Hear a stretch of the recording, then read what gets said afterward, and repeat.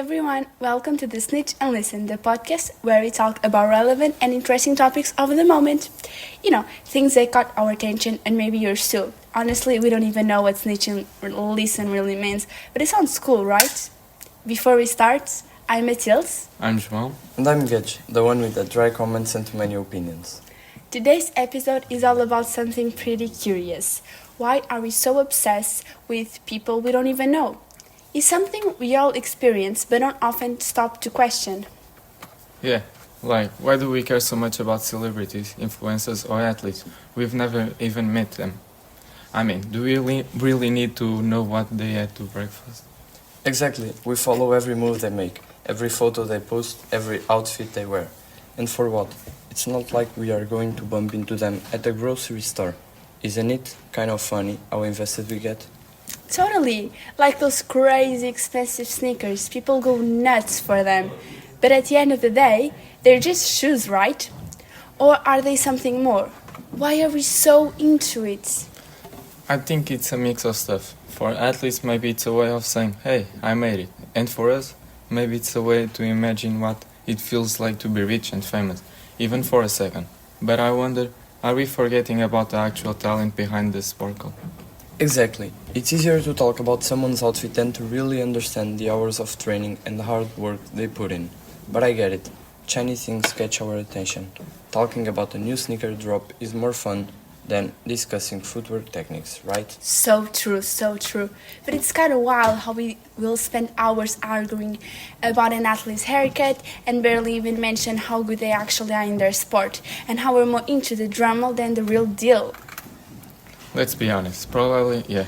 We love stories and sneakers, clothes, social media. They're all part of that story, but it's still weird when we care more about someone's jacket than their actual career. Yeah, and here's a question for you listening out there.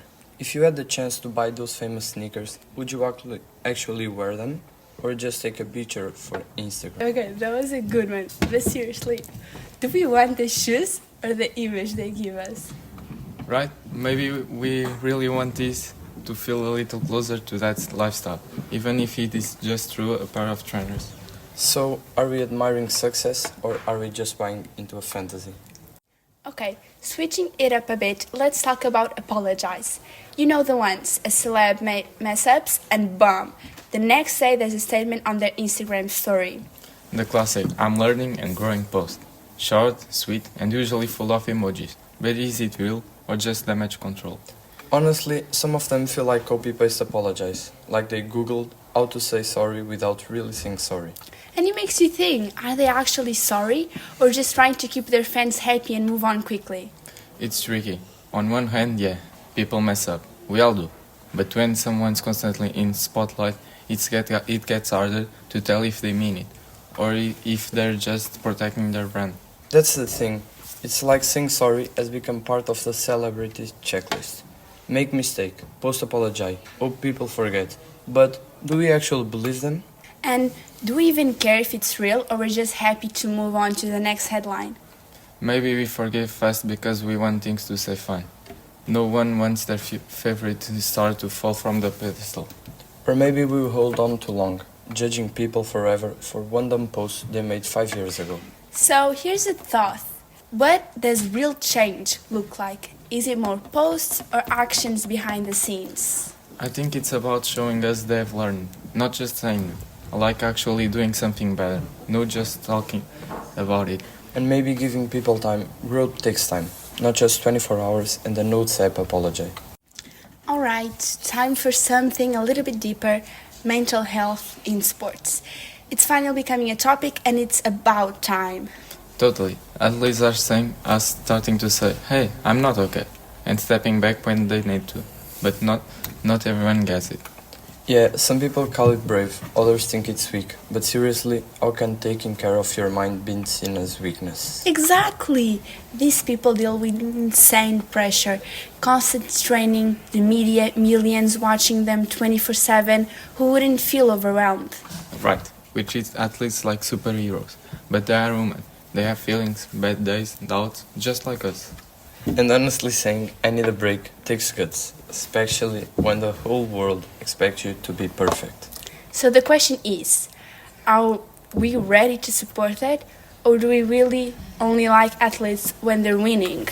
Hopefully, we are learning. Mental health matters in sports, in school, in life. We should cheer for that too. And maybe by seeing them talk about it, we can start being more honest about our own struggles too. So today we asked a big question. Why do we care so much about people we don't even know? And it turns out maybe it says more about us than it says about them.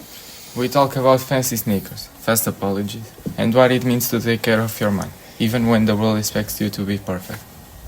And if there's one thing to take away, it's this. People are people, whether they are on a stage or a football pitch, or listening to this podcast right now. So maybe next time you're scrolling or watching the game, ask yourself, am I watching to connect or just to escape? And how do we treat people behind the screen? Are we cheering for them as humans or characters in our own little show? Big questions for a chill podcast, right? But hey, that's what we do here. Thanks for snitching and listening with us.